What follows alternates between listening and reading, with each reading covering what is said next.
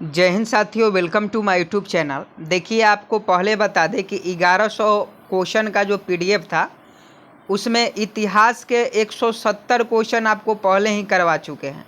अगर आप इतिहास के मात्र 170 क्वेश्चन देख लेते हैं तो हिस्ट्री से एक भी क्वेश्चन आपका नहीं छूटेगा।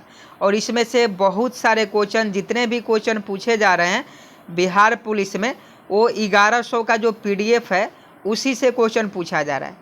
आप इसमें देख पा रहे होंगे कि जितने भी क्वेश्चन पूछे गए हैं, यहाँ देखिएगा, हिटलर का जन्म, नाजीवाद किसका समर्थक है, चाहे आपका कोलंबस ने वास्को डिगामा कब भारत पहुँचा, वास्को डिगामा भारत के लिए किस बंदरगाह पर पहुँचा, ये सभी क्वेश्चन हिस्ट्री में पूछे गए हैं। और हिस्ट्री का पहले ही हम क्वेश्चन करवा चुके हैं। अगर आप उस वीडियो को नहीं देखे हैं तो उसका लिंक जो है हम वीडियो के डिस्क्रिप्शन में दे देंगे। 170 क्वेश्चन करवा दिए हैं। और आज जो है भूगोल का हम, ये पार्ट 2 है, भूगोल का हम 170 क्वेश्चन कराने वाले हैं। अगर आप कुछ नहीं पढ़े हैं, अगर आप 1100 वाला पीडीएफ देखकर जाते हैं तो आपका जो है 50 से 60 क्वेश्चन जो है इसी तरह से सही हो जाएगा, क्योंकि सभी क्वेश्चन इसी पीडीएफ से आए हुए हैं, चाहे 7 अगस्त का एग्ज़ाम हो या 11 अगस्त को एग्ज़ाम हो। तो देखिए, इतिहास का क्लास तो हम पहले करवा चुके हैं, मैराथन क्लास। अगर वो नहीं देखे हैं तो वीडियो के डिस्क्रिप्शन में लिंक दे देंगे। और आज हम लोग का ज्योग्राफी का मैराथन क्लास होने वाला है। अगर आपका 18 अगस्त, 21 अगस्त, 25 और 28 अगस्त को एग्ज़ाम है तो आप इस मैराथन क्लास भूगोल को देख के जाइएगा। भूगोल से 14 क्वेश्चन पूछा जा रहा है और 14 क्वेश्चन इस क्लास में आपको क्लियर हो जाएंगे।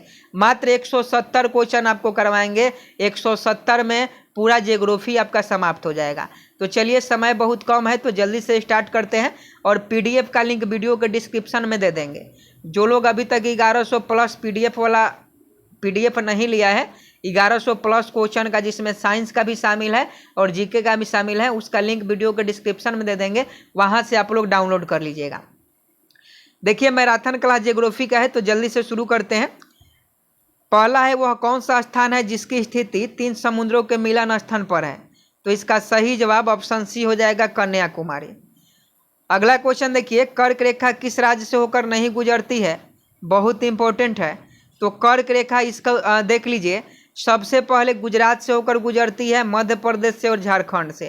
तो इसका सही जवाब ऑप्शन बी हो जाएगा, कर्क रेखा महाराष्ट्र से होकर नहीं गुजरती है। अगला क्वेश्चन देखिएगा, भारत के देशांतरीय विस्तार में लगभग कितना डिग्री का अंतर है?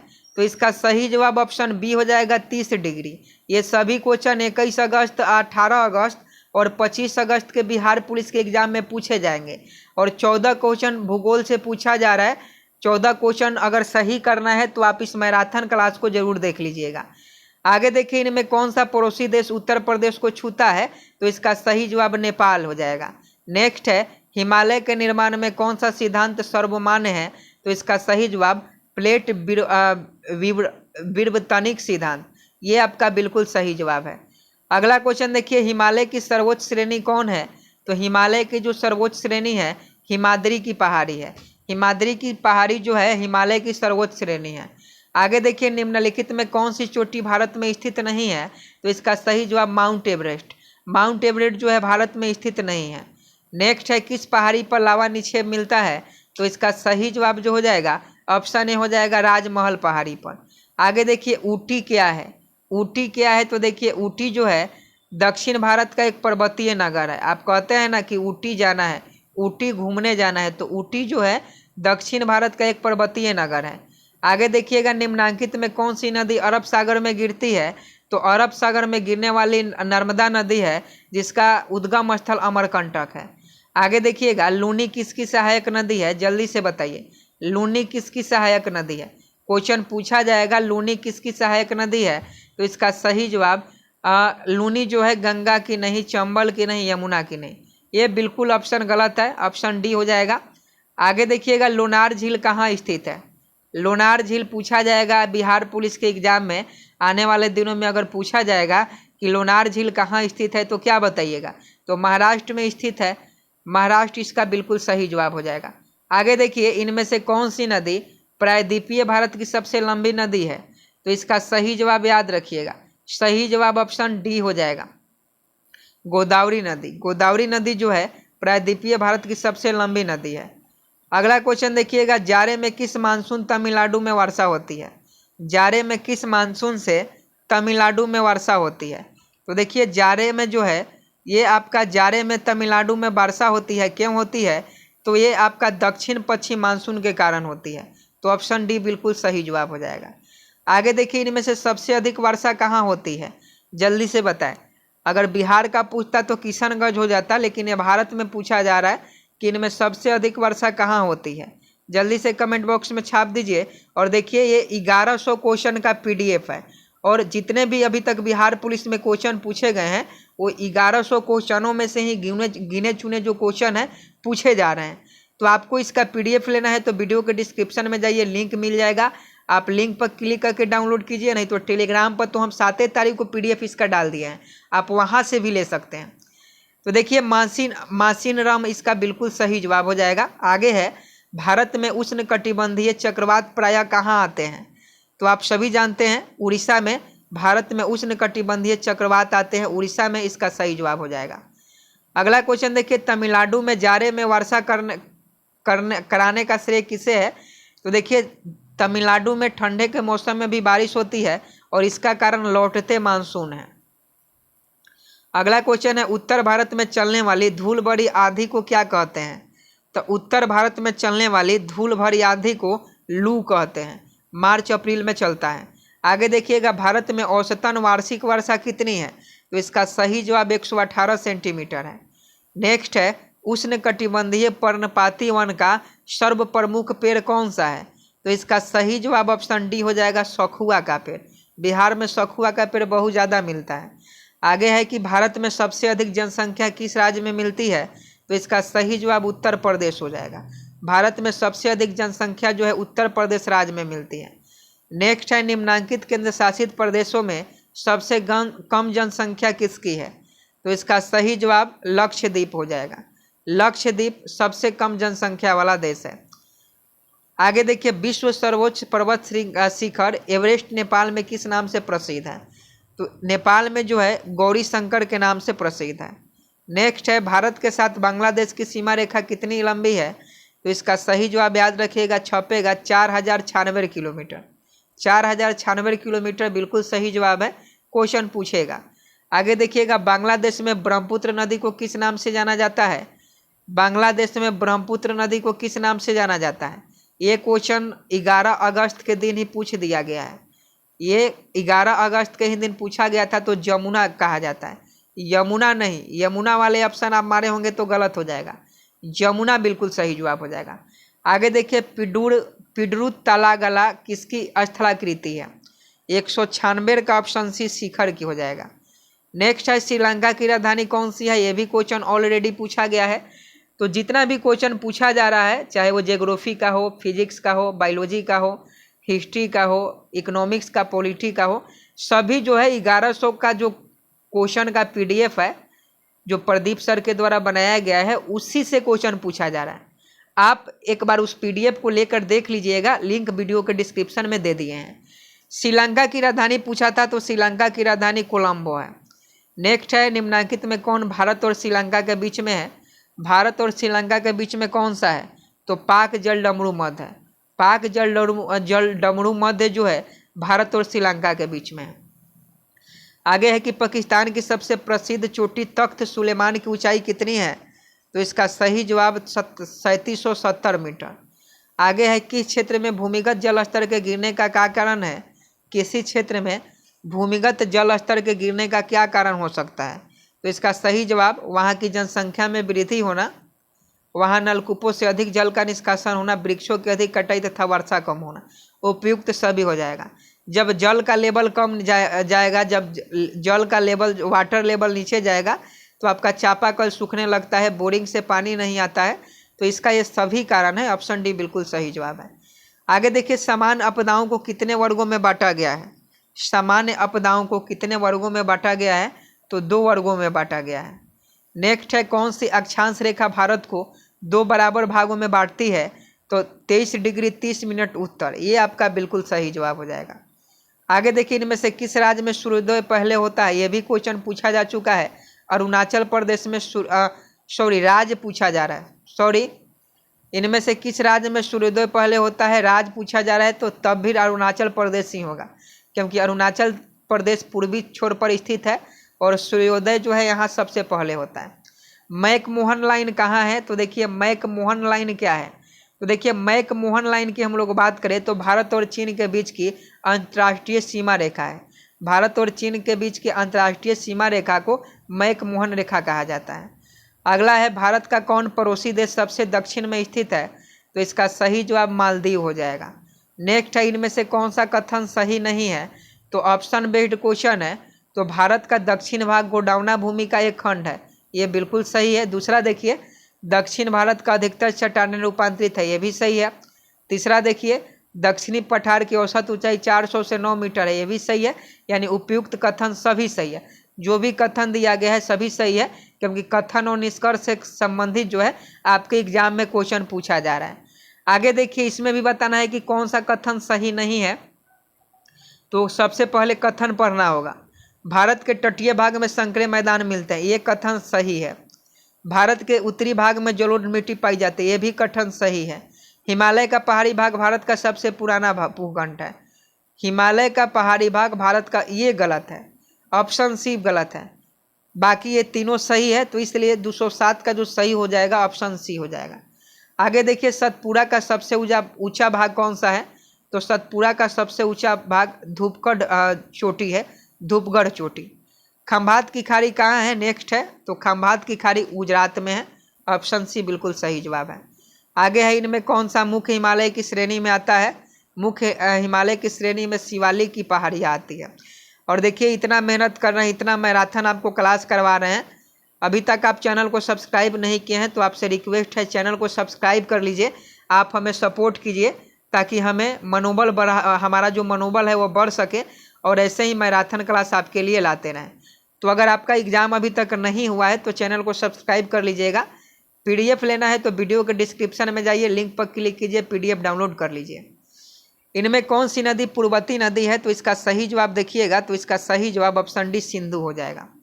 गंगा की सबसे बड़ी सहायक नदी कौन सी है? आप सभी जानते हैं, ये आपका यमुना नदी है।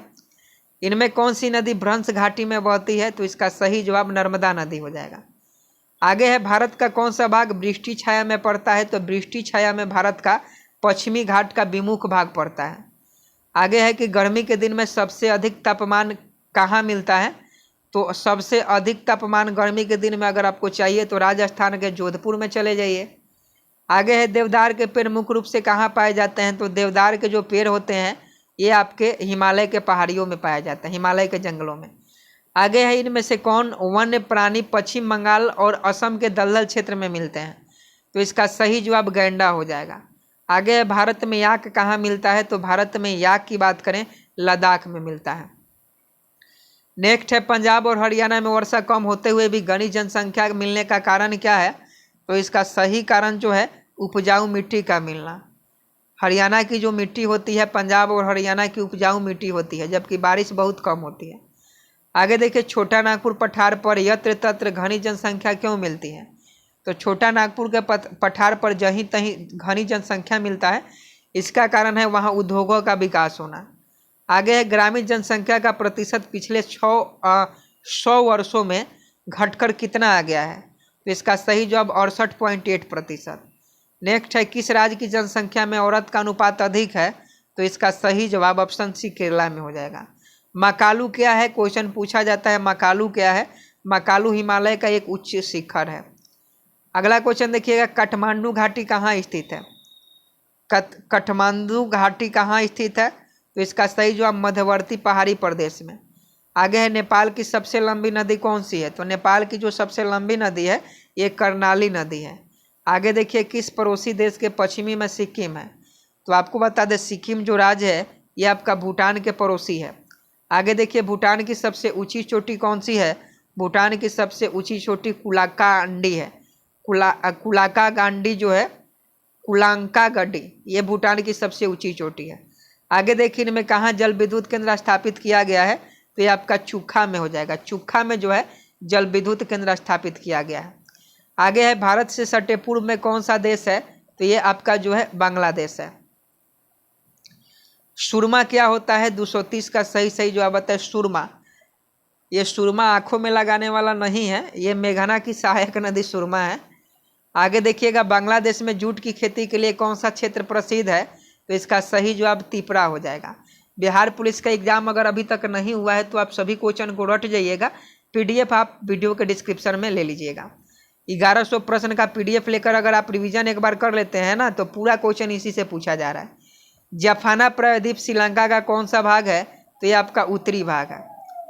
नेक्स्ट है, भारत के दक्षिणी पड़ोसी देश का नाम श्रीलंका कब पड़ा?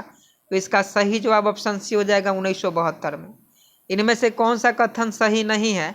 तो देखिएगा, तो श्रीलंका को रत्नद्वीप कहा जाता है, नहीं कहा जाता है। यही कथन सही है पूछा जा रहा है ना। क्या क्वेश्चन पूछा जा रहा है? इनमें से कहाँ गया? इनमें से कौन सा कथन सही है? सही है पूछा जा रहा है। तो श्रीलंका को रत्नद्वीप कहा जाता है, बिल्कुल सही है। श्रीलंका में ग्रेफाइट, चूना पत्थर, लोहा और अब्रक प्राप्त होते हैं, यह भी सही है। श्रीलंका का उद्योग कृषि पर आधारित है, यह भी सही है। यानी ऑप्शन डी इनमें से सभी हो जाएगा। खैबर कहाँ स्थित है? खैबर की बात करें हम लोग, खैबर जो है पाकिस्तान के उत्तर पश्चिम में स्थित है। आगे देखिए, पाकिस्तान के किस भाग में मरुस्थल मिलता है? तो इसका सही जवाब दक्षिणी पूर्वी भाग हो जाएगा। नेक्स्ट है, कोयला किस प्रकार का संसाधन है? कोयला जो होता है ये आपका जैव संसाधन है। कोयला किस प्रकार का संसाधन है? नहीं, जैव संसाधन ये नहीं होगा। कोयला किस प्रकार का संसाधन है? फटाफट बताइएगा, जैव होगा या अजैव होगा? कमेंट बॉक्स में छाप दीजिए।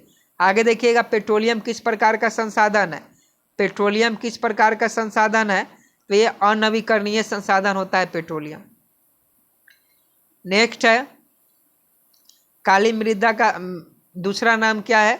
तो काली मृदा का दूसरा नाम जो होता है वेल्ड होता है। आगे देखिए, सोपानी कृषि किस राज्य में प्रचलित है? तो सोपानी कृषि जो है उत्तराखंड में सबसे अधिक की जाती है। पंजाब में भूमि निम्नीकरण का मुख्य कारण क्या है? तो इसका सही जवाब अधिक सिंचाई है। आगे देखिए, मेढक के प्रजनन को नष्ट करने वाला रसायन कौन सा होता है? तो एड्रीन रसायन होता है। आगे है, बिहार में अति जल दोहन से किस तत्व का संक्रेदन बढ़ा है? तो 243 का अगर सही बात कीजिएगा तो ऑप्शन सी आर्सेनिक हो जाएगा। किस खनिज को उद्योग की जननी मानी जाती है? यह भी क्वेश्चन इंपॉर्टेंट है, लोहा को। आगे देखिएगा, निम्न में कौन सा लौह अयस्क का एक प्रकार है? तो मैराथन क्लास है तो जल्दी जल्दी क्वेश्चन करवाएंगे, नहीं तो वीडियो बहुत लंबा हो जाएगा और आप लोग बोर हो जाइएगा। तो हेमेटाइट लौह अयस्क का एक प्रकार है। भारत का सबसे बड़ा लौह अयस्क उत्पादन राज्य कौन सा है? यह आपका उड़ीसा में है। नेक्स्ट है, इनमें कौन अधात्विक खनिज का उदाहरण है? तो इसका सही जवाब अभ्रक होता है। अभ्रक जो है अधात्विक खनिज का उदाहरण है। आगे देखिए, मुंबई हाई क्यों प्रसिद्ध है? तो मुंबई हाई जो है खनिज तेल हेतु प्रसिद्ध है। आगे देखिएगा, एशिया का सबसे बड़ा परमाणु ताप विद्युत गृह कहाँ है? तो ये जो है कलपक्कम में है। नेक्स्ट है, किसने कहा संसाधन होते नहीं बनते हैं?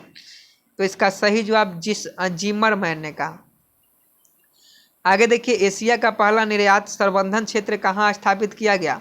तो इसका सही जवाब देखिएगा ऑप्शन ए भारत हो जाएगा। आगे है, निम्न में कौन जीवाश्म ईंधन है? तो जीवाश्म ईंधन आप सभी जानते हैं, कोयला, पेट्रोलियम, प्राकृतिक गैस, ये सभी जीवाश्म ईंधन है। आगे देखिए, प्रथम पृथ्वी सम्मेलन कहाँ आयोजित हुआ? क्वेश्चन पूछा गया है कि प्रथम पृथ्वी सम्मेलन कहाँ आयोजित हुआ? रियो डी जेनेरिया में। भारत में सबसे बड़ा मानव निर्मित जलाशय कौन सा है? तो इसका सही जवाब गोविंद सागर जलाशय जो है मानव निर्मित जलाशय है, जो भारत का सबसे बड़ा है। नेपाल के साथ भारत के किस राज्य की सबसे लंबी सीमा है? तो इसका सही जवाब उत्तर प्रदेश हो जाएगा। नेपाल के साथ भारत के किस राज्य के सबसे लंबी सीमा है? बिहार का भी है, इसका ऑप्शन देख लीजिएगा। आगे देखिए, भारत का प्रथम निर्यात संवर्धन क्षेत्र कहाँ स्थापित किया गया है? तो इसका सही जवाब कांडला हो जाएगा। आगे है, भारत में प्रथम जल विद्युत संयंत्र की स्थापना कहाँ हुई थी? तो ये आपका शिव समुद्रम में हुई थी। आगे है, भारत में निम्नलिखित प्रतिशतों में कितनी पठारी क्षेत्र हैं? तो इसका सही जवाब 27%। आगे देखिए, भारतीय वन्य जीव बोर्ड का गठन कब किया गया? तो 1952 में किया गया।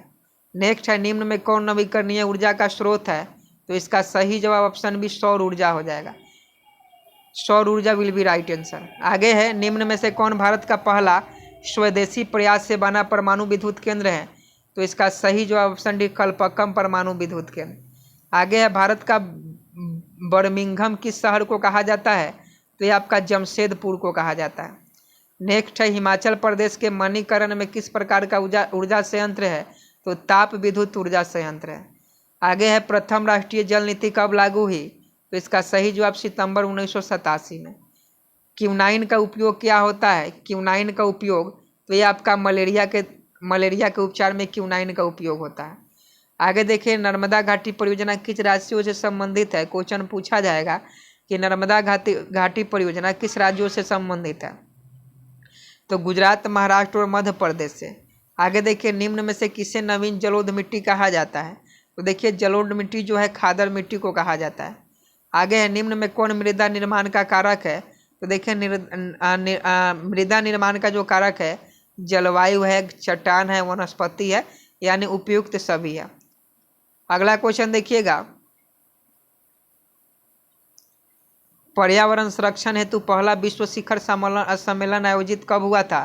तो इसका सही जवाब 1972 हो जाएगा। निम्न में कौन अजैविक संसाधन है? तो इसका सही जवाब जो हो जाएगा ये आपका नदी हो जाएगा। नदी जो है अजैविक संसाधन है। आगे है प्रथम राष्ट्रीय जल नीति कब अपनाई गई? तो इसका सही जवाब 1987 हो जाएगा। नेक्स्ट है रोहिला राष्ट्रीय उद्यान कहाँ है? तो रोहिला राष्ट्रीय उद्यान जो है हिमाचल प्रदेश में। अगला क्वेश्चन है इनमें से कौन सी रबी की फसल है? तो इनमें से जो है चना जो है रबी की फसल है। अगला क्वेश्चन देखिएगा किस फसल को उजला सोना कहा जाता है? इंपॉर्टेंट क्वेश्चन है, याद रखिएगा, बिहार पुलिस में पूछा जाएगा। कपास को उजला सोना कहा जाता है। आगे देखिए किस फसल को सुनहरा रेशा कहा जाता है? तो इसका सही जवाब जूट हो जाएगा। नेक्स्ट है निम्नलिखित में कौन उस कृषि प्रणाली को दर्शाता है जिसमें एक ही फसल लंबे चौड़े क्षेत्र में उगाई जाती है? तो ये जो है बागवानी है। आगे है अरेबिका किस फसल की उत्तम किस्म है? तो ये आपका कहवा का है। चावल किस प्रकार की जलवायु का पौधा है? तो आप सभी को मालूम होगा ये उष्णकटिबंधीय जलवायु का पौधा है। आगे है निम्नलिखित में कौन सा रबी फसल है? गेहूं जो होता है रबी फसल होता है। निम्न में किसकी खेती से नाइट्रोजन का स्थिरीकरण होता है? तो दलहन इसका सही जवाब हो जाएगा। नेक्स्ट है ब्रिटेन के सहयोग से कहाँ लौह इस्पात उद्योग बनाया गया? तो इसका सही जवाब दुर्गापुर हो जाएगा। निम्न में कौन रोपण फसल का उदाहरण है? रोपण फसल का जो उदाहरण है उपयुक्त सभी है, रबर, गन्ना, चाय।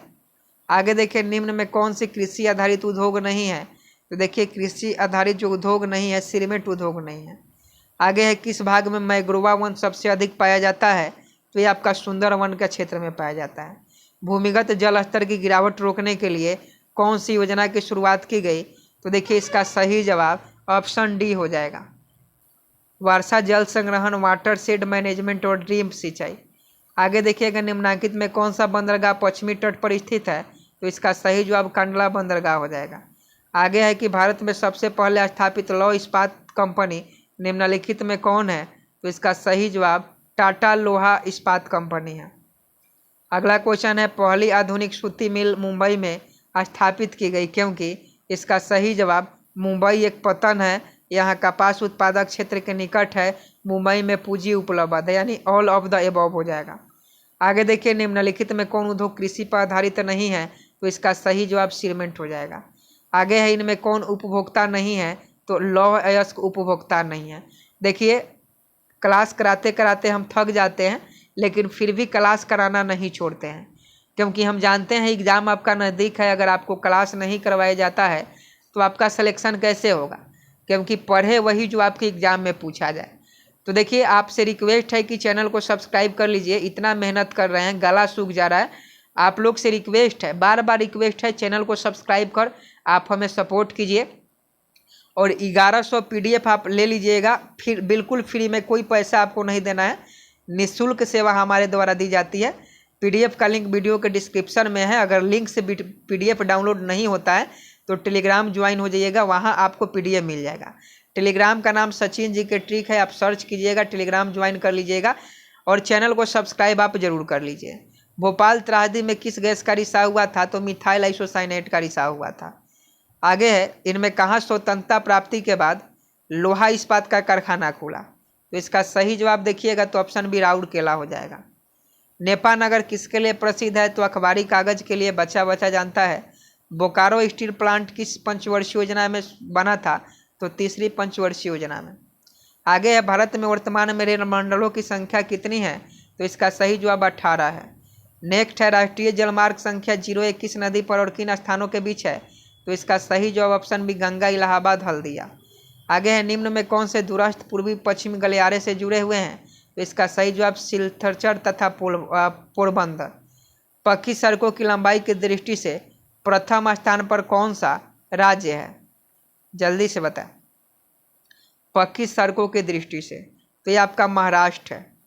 ऑप्शन के अनुसार महाराष्ट्र हो जाएगा। आगे देखिए, भारत अंतर्देशीय जलमार्ग प्राधिकरण का गठन किस वर्ष किया गया? 1986 में। आगे है, भारत को कुल कितने डाक क्षेत्रों में बांटा गया है? यह आपका 8 हो जाएगा। डेक्कन औडेसी रेलगाड़ी किस राज्य में चलती है? तो इसका सही जवाब महाराष्ट्र हो जाएगा। उत्तर रेलवे का मुख्यालय कहाँ है? तो उत्तर रेलवे का मुख्यालय नई दिल्ली है और उत्तर पूर्व मध्य रेलवे का मुख्यालय हाजीरपुर है। आगे देखिएगा, निम्न में कौन पत्तन पूर्वी तट पर स्थित नहीं है? सही जवाब मारमागुआ हो जाएगा। आगे देखिए, निम्न में कौन किसी रेल मंडल का मुख्यालय नहीं है? तो इसका सही जवाब इंदौर हो जाएगा। अगला है, ऑल इंडिया रेडियो की शुरुआत कब होती है? तो ये आपका 1936 में होती है। आगे है, इनमें कौन गन्ना उत्पादक जिला है? तो इसका सही जवाब ऑप्शन भी हो जाएगा पश्चिमी चंपारण। वेस्ट चंपारण में गन्ना का उत्पादन अधिक होता है। आगे देखिए, बिहार के जूट उत्पादन देश से संबंधित है?